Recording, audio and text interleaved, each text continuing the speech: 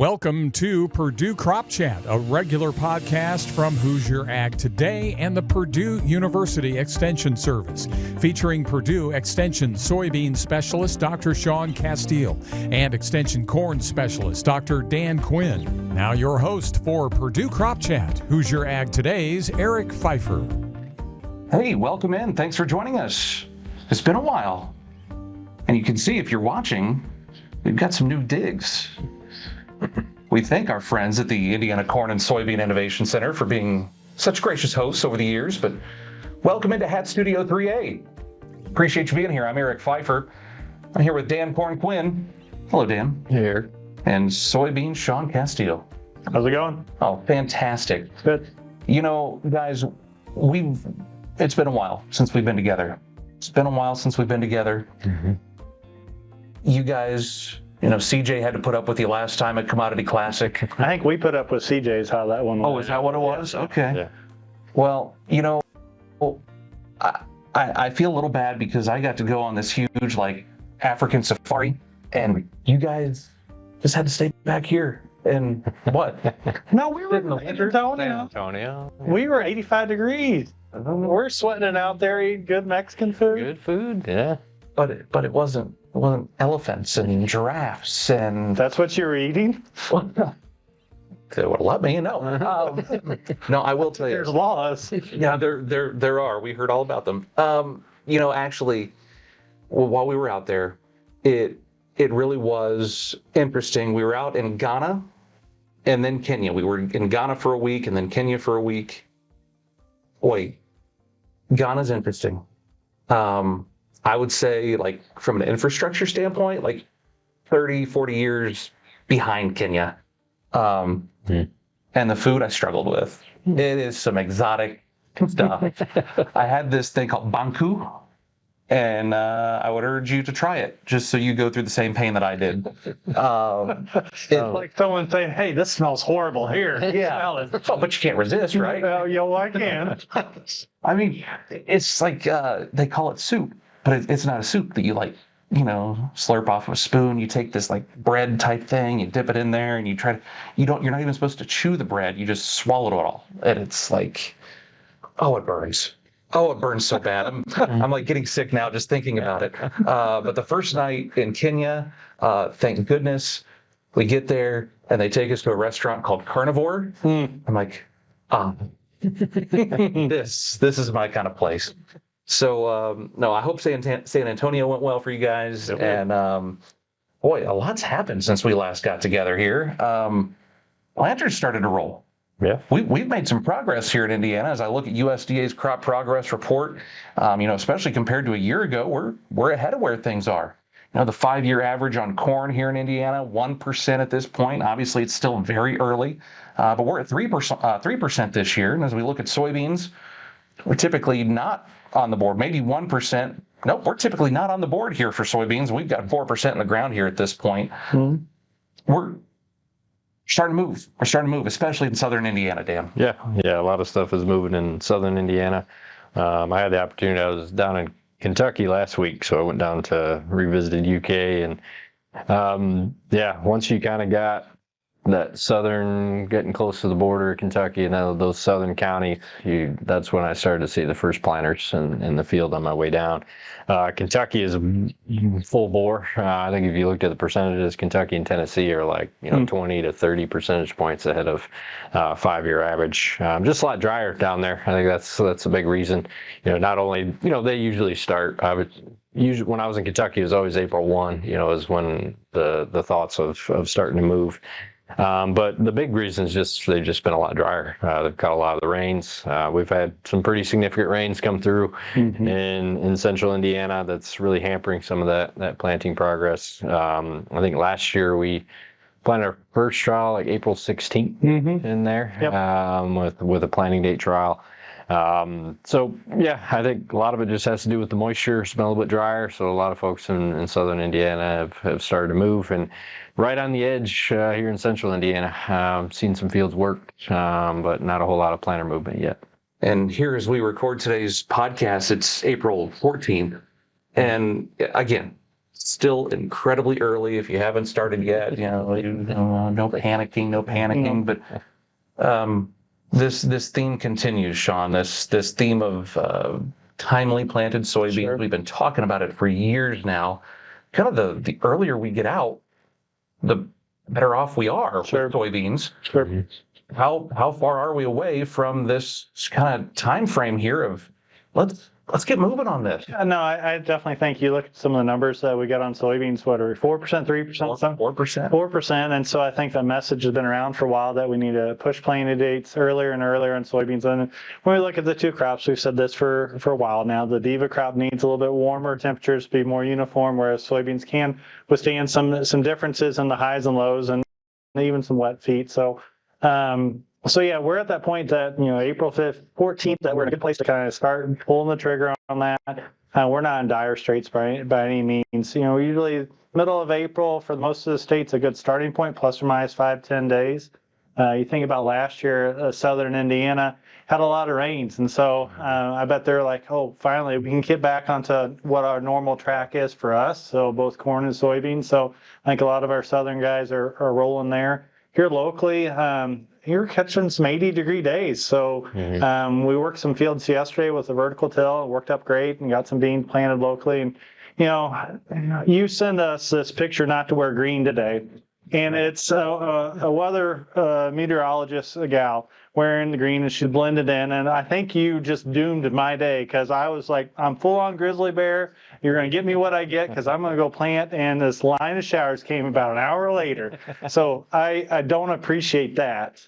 But we still have time. It's what I do. Yep. Aggravate me. Yeah. It's what I do best. So we heard from a farmer just this week on Hoosier Ag Today.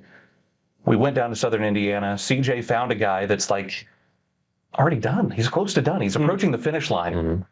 And one of the lines he said was, we're all wondering, did we go too soon? But we had to. The weather was perfect. Mm-hmm. We couldn't help but do it. But I've got all this in the ground now. Mm-hmm. Did we go too soon? Especially, we keep hearing about, and then we hear some people say, no, it's not a thing. But we're hearing about seed shortages, both corn and soybeans. Mm-hmm. And we're like, well, if we have to replant, what kind of situation are we in? Yeah. So I guess that's the question. With corn especially, with it being the Diva crop, did they go too early? If I had a crystal ball, I could tell you that, right? You don't. This thing cracked. There's no crystal ball. I mean, that's what we wanted out of it. So it's all going to be dependent on Mother Nature and what she decides. I think field conditions have been good. We've had some warmer weather. When I was down and heading down to UK in Kentucky, it was 85 degrees in spots. I mean, the farmer I work with down in far southern Indiana had some corn that was just coming out of the ground already. So that's a big thing with corn. A lot of times, if we can get it out of the ground, what's been promising is we've had these warmer temps. It's not that the conditions are good and we're hovering around 60 degrees. Yeah. We're in the 80s. So that means, soil temps are rising. So if this kind of continues and we don't see a pretty large dip, that they should get out of the ground. And with good conditions, decent soil moisture in spots, that we should have good emergence. And, the thing about corn too, once it kind of gets out of the ground and up and moving a little bit, unless we have, severe flooding or severe drought in those aspects, it's probably going to be off and, moving pretty good and get established pretty well. So I think that's kind of the promising aspect, is that, you think, well, maybe we're too soon, but we've had pretty good temperatures that I think are going to allow for pretty timely emergence. You can play this what if game all day long, every day, right? So it's going to be, I go back to 2012. It's like you could have the same exact argument of oh, did I plant too early? And the spigot turns off. And so if you've got good root establishment, both crops, and in moisture and continue rooting down deep, they have access to moisture. But if we wait and the spigot isn't turned on, then we're too dry, we don't have good root establishment. And so you get held on the other side. So we're always going to have this constant, okay, did I do it right or not? Probably until about October. Yeah, and you can't, when conditions are really good and the temperatures are good and everything's lined up, you can't just tell someone, hold off, right? Hold off. And then, because we don't know what's going to happen in a week or two. So yeah, they're taking advantage of these good conditions and warm temperatures that we have, and I think that's a smart plan. We talk all the time about it's not the calendar date, it's field conditions. Yep. But we typically talk about that as we're getting toward the end of May, and we keep getting rain, and it's don't mud it in. We still got a little bit of time. It has to work on the other end, right? It does. It does. The idea that field conditions are good, but it's like, okay, let me hold off a little bit. But then all of a sudden we flip the switch and the field conditions aren't good anymore. And then we have that pressure of the date. We say it doesn't matter about the date. It matters about the date. We all feel it, right? It's when you hear that May calendar flip over, it's like, oh crud! I really had to have something to the ground. And what happened? I want to speak to your comment about seed. I've had a lot of seed lots this year on soybeans that have been rough in terms of germ scores. So if you guys haven't been looking at that, be mindful of that. I mean, I've got some germ lots that are 80%. And so definitely need to think about seeding rates and the economics of that and the timeliness of it. So if we're going in soils that are warm temperatures, okay, that's in our favor, especially if, I have a seed lot that hopefully was planting today. It was 80%, just that's the variety I wanted in the study I had. It's like, okay, we're not an April 14th planted that's of years past. That was 60 degrees, 70 degree weather. It's like, it's 80 degree weather. Okay, I can withstand that and get a decent stand still. Up to seed rate, but I'm not as worried about that vigor aspect. Now, if we get into the cycle of, okay, we got rain and we turn down cold, we need to think about that. Yeah, and I think important piece too is like, we've done a lot of work comparing both crops. I think time and time again, we see the soybeans, when you plant them earlier, they outperform. Corn does have some of that flexibility, right? I summarized a lot of our data over the last couple of years, 3-4 hybrids that we did, I think 4 different planting dates. Usually that first planting date in west central Indiana, right, isn't the highest yielding in corn, and that was consistent across a couple of years. It was that second, first week of May planting that was the highest yielding. So I think there's a little bit more of a flexibility piece with the corn than that benefit's going to be more realized in the beans, which we talk about quite a bit. I do want to ask this because we talk often about managing risk. We talk about managing risk with, seed and hybrid selection. What about this planting date? Yeah, weather's great right now, but can we assume that there might be at least a stretch of some nice weather? Maybe a few days next month? Can we hold off a little bit? Just to manage some of that risk, to say, all right, we've got good conditions now, but if we wait on some of it, we're spreading this out a little bit. That way, if the spigot does turn off at some point, we've got some things at different stages here, and it might turn out better on one or the other. If I'm drinking our coffee in December and January, yeah. When it's April and May, no. That's where I'm at. Right? I think the concept, we all can agree upon it, but when you have the pressure of the weather, the temperatures, and commodity prices, and you think about, okay, I got to maximize my production so I can maximize my profit. And again, on the soybean sides, we're pulling the trigger. Corn, I think, again, you got some data that's pretty good. It's like you can tap the brakes a little bit, right? But it is. And you've got guys that are planting a ton of acres, so they just got to go because they got to go. Yeah. But I was going to say it's so hard to tap the brakes. We know that when you're working the ground and it's coming up nice, and then you get that planter in there, and heaven forbid everything's working on the planter. You don't want to play chance. You don't want to play chance that because we see the data time and time again in terms of spring working days. It continues to decrease.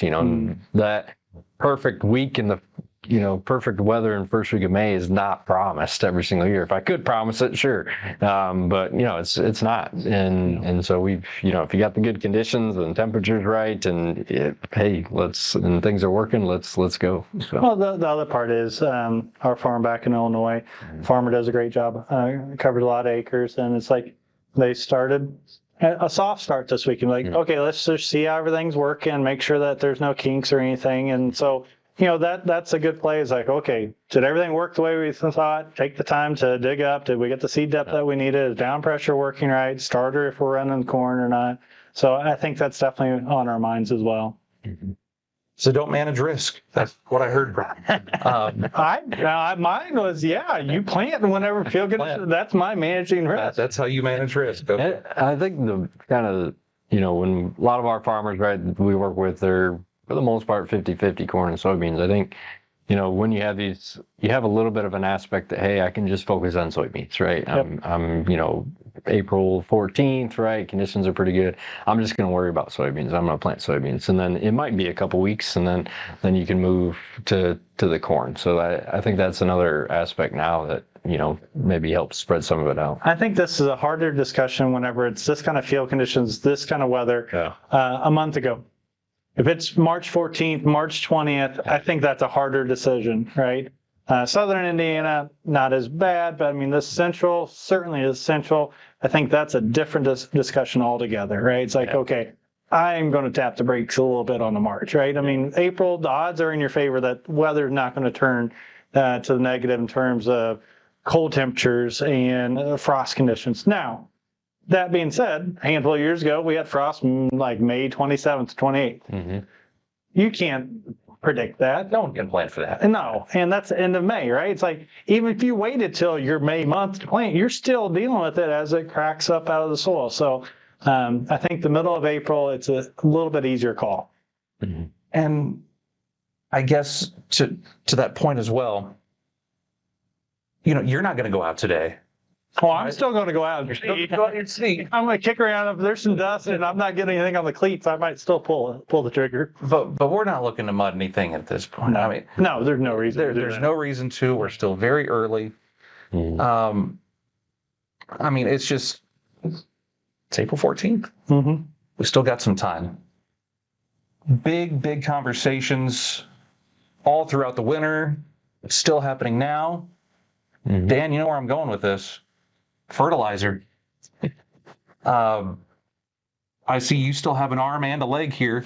Yeah. But from what I understand, that's what it's costing. Purdue must be footing the bill for you. Farmers don't have that luxury. No.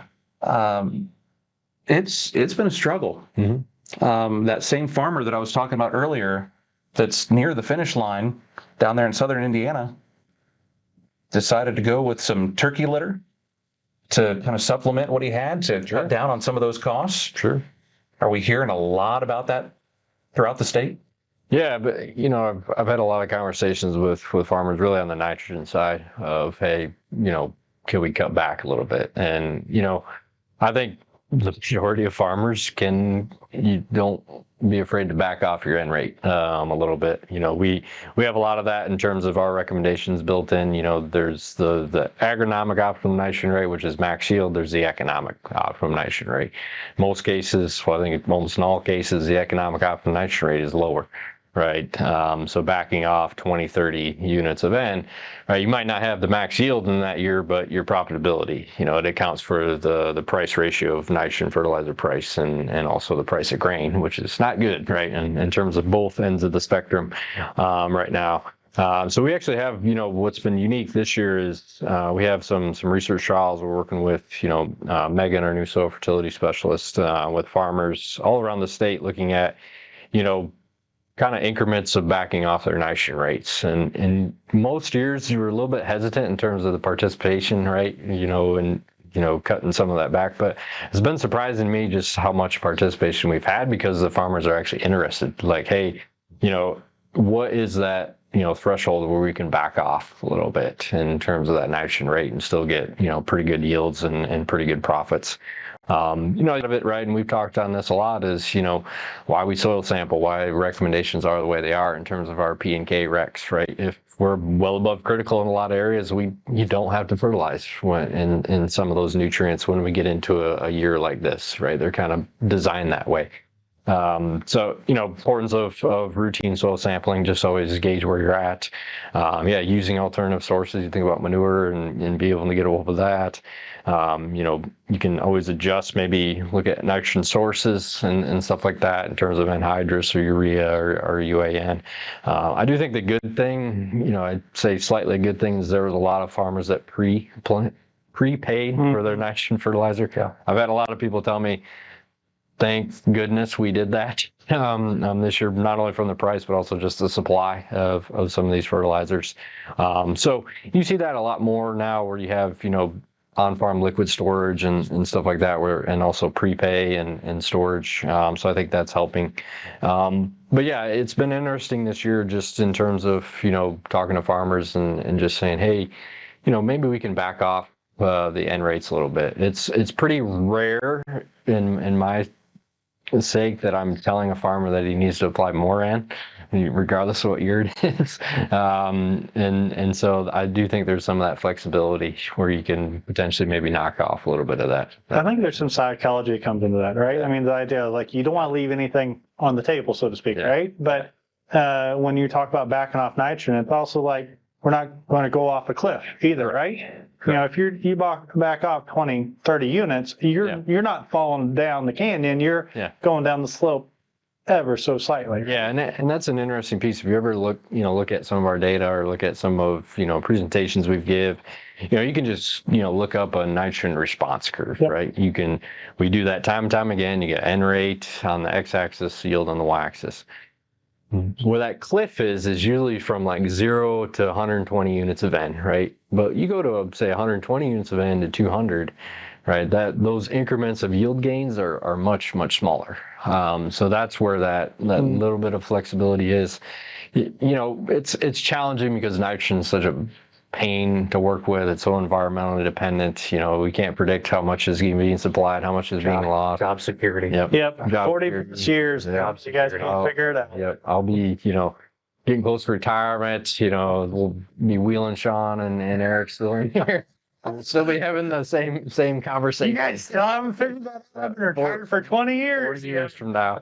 But yeah, I think that's an important piece, right? That, hey, there's still some flexibility. You're not going to fall off a cliff, as you said.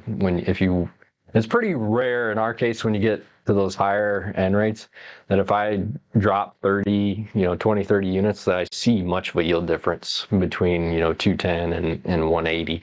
But then you bring in the price piece too and the economic side, right? Your profitability in some cases is going to be better at that lower N rate than the higher N rate. I think the other aspect of this nitrogen discussion is also how are we applying it? What sources, right? And so I think about those that are prepay, but it's like, okay, I have a starter set up so then I can get that shot. There's an investment there, right? And we were having this discussion about some growers, some farmers don't have the starter. It's like, okay, that's fine. That's money they put into it. But if you're putting up, I know plenty that do all up front. It's like, well, if you just do a little bit up front, whether it's spread, whether it's gas, whether it's starter, and then you have a nice complement in the side dress. You don't have to do the V10s per se, but it's like, okay, you can adjust at that V6. Okay, how high or how low you can go to get into this fine-tuning an economic rate. Yeah, and I think that's a big reason why you see so many Indiana farmers that side dress corn.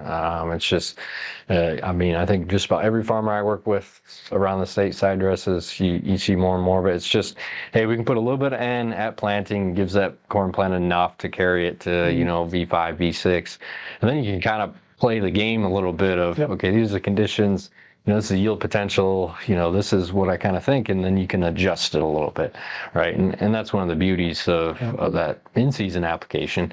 Now, we don't see as much benefits from going for the really late applications, right? But that V5, V6, you can kind of gauge it a little bit, versus if I put it all out in the fall or all out in the early spring, I'm just at the mercy of the weather the rest of the year. Yeah. Oftentimes, we don't talk about next year when we're at this point in the season. But I just read some data about fertilizer that about 80% of farmers did prepay this year. Mm-hmm. So I'll have 20% kind of a bad spot this year. Yeah. But the bigger issue with what's going on in the Strait of Hormuz and everything else is that this appears to be a long-term issue. and it's going to impact things in 2027. Even with what's happening right now, it's going to impact things in 2027. So I guess, is there anything right now that farmers can be looking at from this season's perspective? I guess soil sampling would be very important so we know where we're at. Yep. But how can farmers get ahead of the game for 2027 throughout this growing season? Yeah, I think, soil sampling is a big part of it. Kind of what I touched on earlier, the fact that we're working with quite a few farmers on the state to see what the level of, aspect that we can maybe back off that nitrogen rate is. And that's something that you can take into 2027. Right now, we can't predict the environment and the weather. But, having those conversations, working with them, helping them understand, economic optimum nitrogen rate, and then also, what that threshold is backing off some of the end rate. Then that's maybe something we can plan for next year, that, hey, we don't need to be at 220 to 250 pounds of nitrogen as well. So I think that's an important piece, is that you can do some of the little bit of testing this year to see, even in some of your fields, just backing off that end rate a little bit. Obviously the environment's going to have a big play in that, and it's really going to be hard to predict for next year. But I think, that's some of the aspects of testing and trying some things. I think the other part, we've concentrated a lot on the nitrogen right now, which I think is the variable cost that we can really adapt right now. Yeah. But you and I and Megan as well, our soil fertility specialist, has said, on the P and the K, it's like, okay, you're taking your soil test, you got to your levels, like, where are you at? Well, let's hold off this year. We got enough, or we're close enough, and we can maintain that for the 26 season. So to your point of 27 season, I think that now it's like, okay, let's do the math, work with our agronomists or consultant or ourselves and figure out, okay, this is my anticipated removal, both corn and soybeans in the 26 season. How is that going to drop or change my P and K levels? And so still take the soil test, but then you can have an idea, a rough idea right now. Okay, what effect is that going to have? If prices look fair, I'm going to go ahead and pull the trigger this fall. If they're not, dare I say go a second year? I don't know, right? Supply and cost, but I think you need to put that in context, or go back to, okay, what are some localized sources? I go back to a turkey litter, a poultry litter. We got some hogs in the state, right? So those are great resources, right? And they add so much. So it's P and K, but then nitrogen that comes in that, you think about some of the micros. So that could be another way to, maybe it's not a rate that's going to be full replacement this fall or spring, but you get a ton of litter. That helps you out. That actually has a little bit of liming equivalency there. So there's some other aspects, other sources to consider. All right, we already skipped ahead to 2027. We're done for a year, right? We're not coming back. We'll see. I don't have to see you for a year. Solid. Let's take a time out and come back to 2026. So no, you can't leave yet. We thank our sponsors, the Indiana Corn Marketing Council and the Indiana Soybean Alliance. We'll be back after this on the Purdue Crop Chat.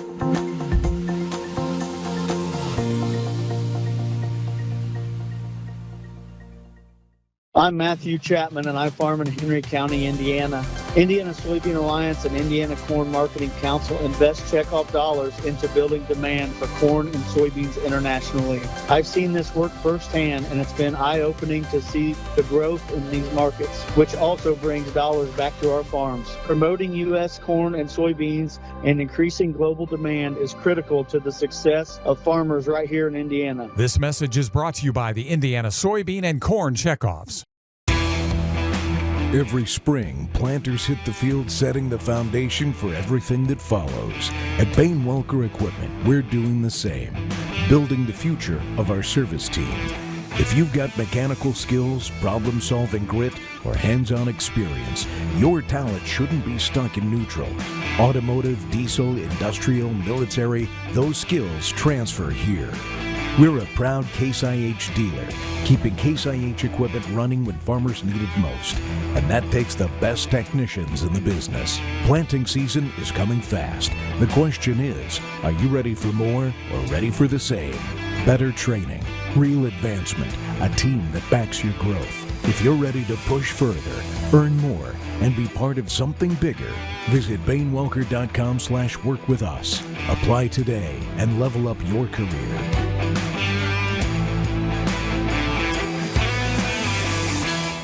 This podcast is brought to you by the Indiana Forestry and Woodland Owners Association, working for Indiana's woodlands. Across our state, forests are more than beautiful spaces. They're living assets.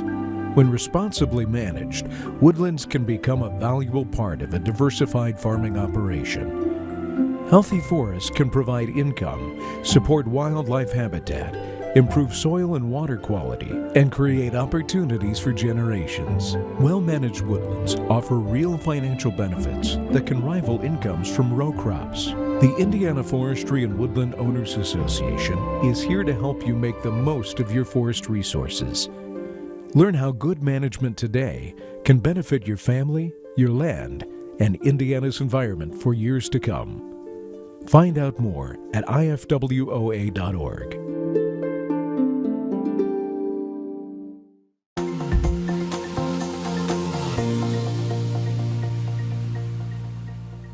So, Hey, we're back here on the Purdue Crop Chat. Eric Pfeiffer along with Dan, Quinn, Soybean Shaun, Casteel. And again, we thank our sponsors, the Indiana Corn Marketing Council and the Indiana Soybean Alliance.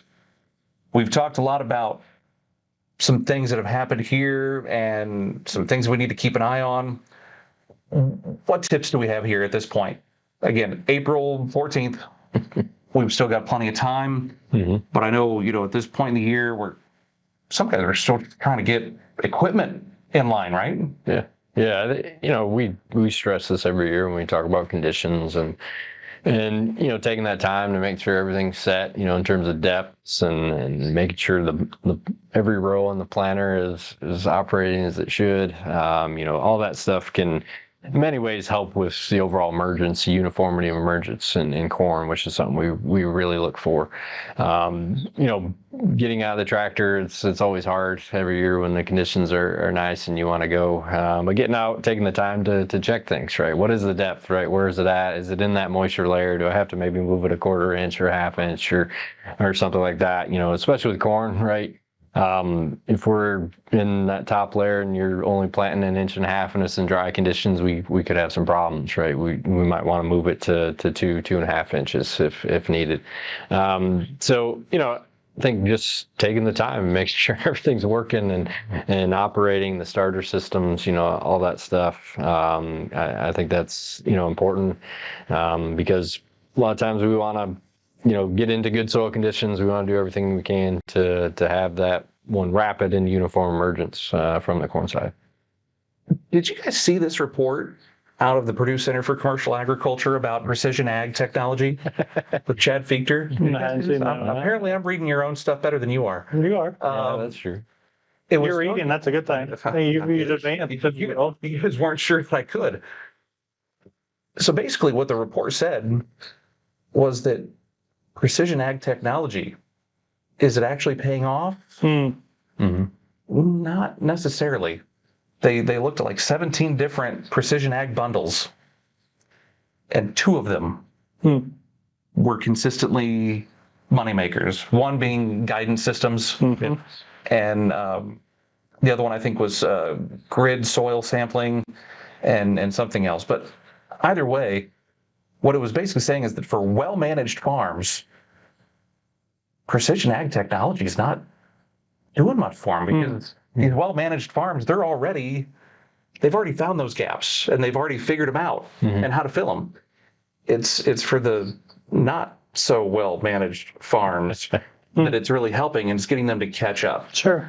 So, if you're spending a lot of time on this stuff, I don't know, maybe you're Well, I think not so well managed. Well, you're just trying to take advantage of some of the convenience thing. Well, you have to put that in right? Not reading Chad's article or anything on this, but guidance, that's a no-brainer in terms of, you think about fatigue of the operator, you think about, short working days. So how many times are we working at night?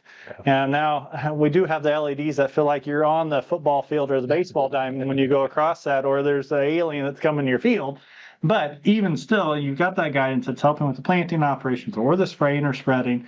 But then you also think about how it can manage. Okay, if we're running heavy residue, dealing with his heavy residue, that corn residue. So we think about down pressures. And we need down pressure. And so do we put the springs at the heaviest pressure, or do we have in the technology, again, not knowing if they've gone this route, and to have active down pressures or to adjust for the heavy residue spots within the field, right? If a farmer hasn't set up their combine well to harvest the corn and they got heavy residue right out the back end of where the corn was harvested versus the wings of that header, then there's some differences that are needed versus a static down pressure across the board. So I think there's some things that you can still get advantage of with those precision technologies and managing that.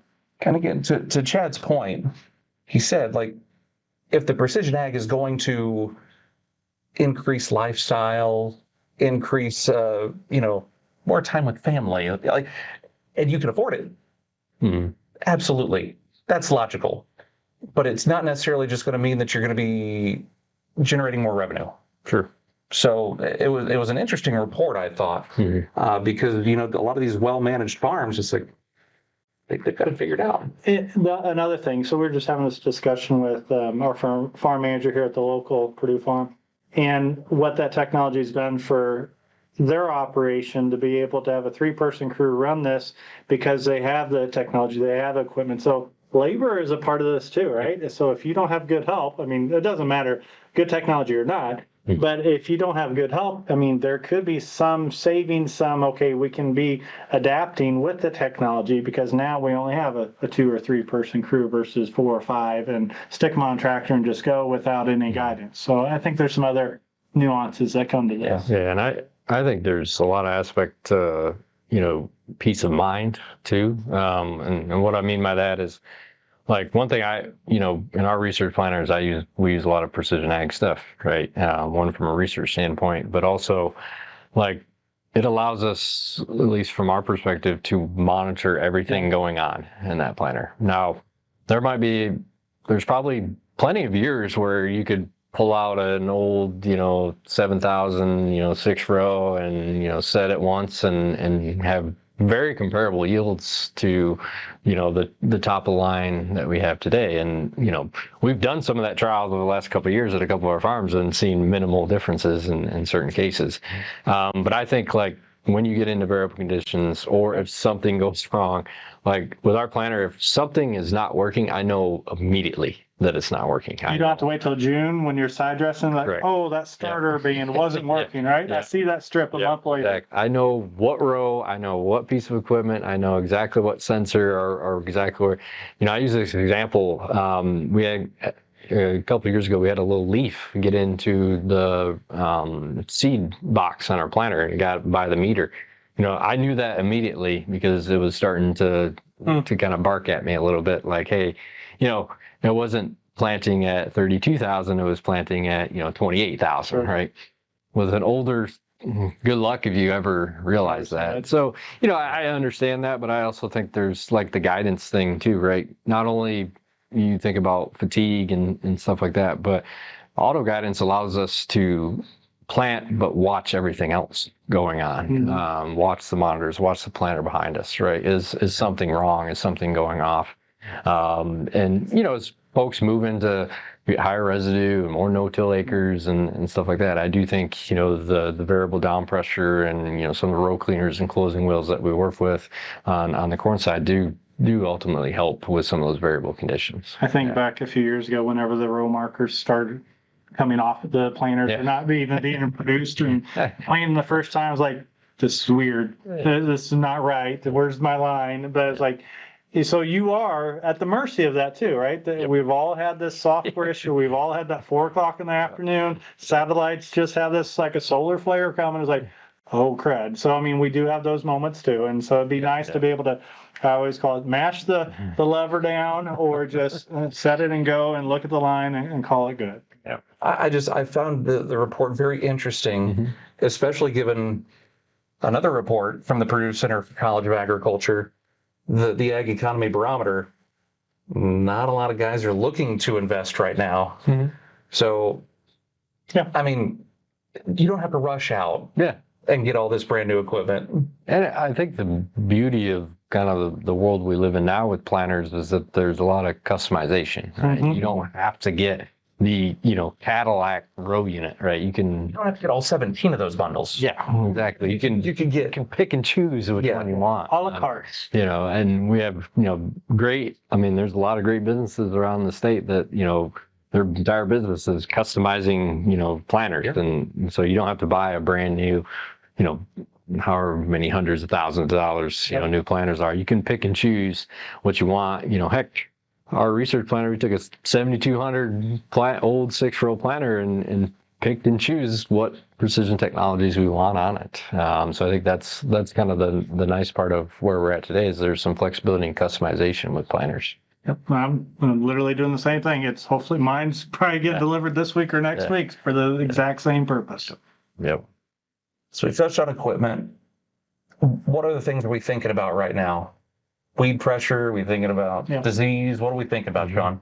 Yeah, I think the big one is we've seen more and more issues with weeds over the years, and you think about the planting dates that we have on soybeans, that introduces some complications, right? And it's easy for us to say, make sure you get a good pre down there. But if we get into these mid-April plantings and the temperatures are cooler, soybeans are growing slower, have rainfall, so those pre's just don't last as long. And they last the same amount of time, but they don't last as long in comparison to the soybeans development is probably the better way to put it. And so we really have to be mindful of, okay, let's put in residuals, overlapping those residuals, so then we have good weed control. We were at Tommy Butts and I were at a workshop a month or two ago, and it's like water hemp's like the big issue that they wanted to work through, and it's like, okay, we've got to work through how do you manage that and to be timely with it, have the overlapping, but then also understand that stuff grows fast, and so if you miss the pocket of control, it can get to 2 or 3 inches on you in a day, and you've almost lost out on what you can do. So I think weed control is a big part of that. Be mindful of that. If you're doing burn downs, temperature's got to be 3 or 4 days of good temperatures. Right now we're in a good stretch so that we can get a good burn down for whatever is up and growing. But if we happen to dip down, right, okay, those plants aren't growing actively and they're not going to take up the herbicide, so we're not going to get a good burn, a good kill on it. So those are a couple things that I think of in particular. Yeah, and I think, stressing on that point, there's some things when you get into a tight year and when stuff's expensive, there's some things you can skip or back off on. Weed control programs, I wouldn't touch that, especially the residual program, right? And that's something time and time again. We'll probably have Tommy on, and probably the next episode or coming up to talk further on that. But, that's something that, even with the way the prices are, something I wouldn't skimp on. I wouldn't cut rates, stuff like that. That's stuff that's down the line, even this season and further down the line, that's just going to cause more issues. What else, guys? We're in the thick of it now, like especially in southern Indiana, they're moving. It's not going to be too long here before we get moving here around the Tippecanoe County area where we are. Yeah. What else? What else we need to keep in mind? I think the big thing is, we're knocking on the door. A lot of folks are already there, right? But yeah, it's the same stuff every year, in terms of, looking at soil conditions and getting everything ready and, taking that time and making sure everything's set and all that. And then, we always talk about the first couple of days of planting, right? You get out and you check everything and, take your time and everything looks good. You get to, 5, 6, 7 days of planting, and it's like, well, it's fine. We're on cruise control. I said it a few days ago. It's all right. But yeah, I think, we're at the point in time. It's kind of, okay, we'll keep watching things, keep watching the conditions, and we'll be knocking on the door ready to go. They just got to hurry up and be ready right now. Yeah, that's right. Yeah. That's right. I think if we were catching these rains like this week's forecast is for a lot of the state, it's okay, go back to the barn. Okay, what are our seed lots? Make sure, because it's easy for us to like, yep, we got, good variety like we had last year. And it's like, oh, crud, it is an 80% lot this year. So make sure we're mindful of that. It's easy to kind of just hit the go button and then forget that we had to adjust from, we ran 140, we need to be running 155 or something like that.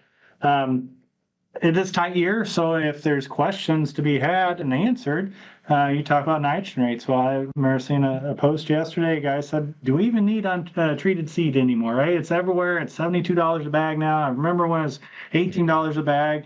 That's been a lot of years ago, but to have those comparisons, right? You can split a planter pretty quick to say, okay, do I need it or not, in terms of let's go with the seed treatments that are a Cadillac version versus a baseline, or if you want to go all the way to untreated, and to see how does that yield out. I think there's a lot to be learned, especially in a lean year. The final thing that I want to stress is go back to field conditions for planting soybeans, what it was like after that corn crop. And I'm going to say it's probably all season long, is when you get to that corn harvest, let's make sure we set that thing up well. I've seen enough, and I got documentation that we got some pretty significant yield hits from the heavy residue from corn, 11 bushels last year. So be mindful of the setup of the fields following corn, especially if you're in a no-till or minimum till situation. Well, you've been screwing up his soybeans. It's these yields, man. You know, when You're doing too good of a job in how using corn, right? it's a double-edged sword. You get 300 bushel, you get a lot of tons of residue coming behind it. So, yeah. Well, guys, thanks for joining us on the Purdue Crop Chat. Welcome to the new digs. Yes. I hope you enjoyed the accommodations. I was hoping, you know, with AI and stuff today, you know, maybe you can give me a little more hair, you know, maybe slim it down a little bit, some, you know, stuff like that. Greg, can you work on that? We've got our producer Greg remotely today producing this. Thank you, Greg, for all of your work. He's the one that built this beautiful studio. So thank you very much, Greg. And Dan, Shaun, we'll do this again here soon. We'll start kicking this up more often because planting season is here. Hopefully you're listening or watching in the planter, getting some things done. Stay safe out there. We'll do this again next time. Thanks again to our sponsors, the Indiana Corn Marketing Council and the Indiana Soybean Alliance. I'm Eric Pfeiffer. This has been the Purdue Crop Chat from Hoosier Ag Today, Indiana's Farm Network. This has been Purdue Crop Chat, a regular series featuring Purdue Extension's Dr. Dan Quinn and Dr. Shaun Casteel, made possible by the Indiana Corn and Soybean Checkoffs, the Indiana Corn Marketing Council, and the Indiana Soybean Alliance. The Checkoffs are pleased to help bring you agronomy insights from Purdue Extension. Opinions on the podcast are those of the host and guests and not those of the sponsor. Purdue Crop Chat is a service of Purdue University Extension and Hoosier Ag Today. Timely, relevant, credible.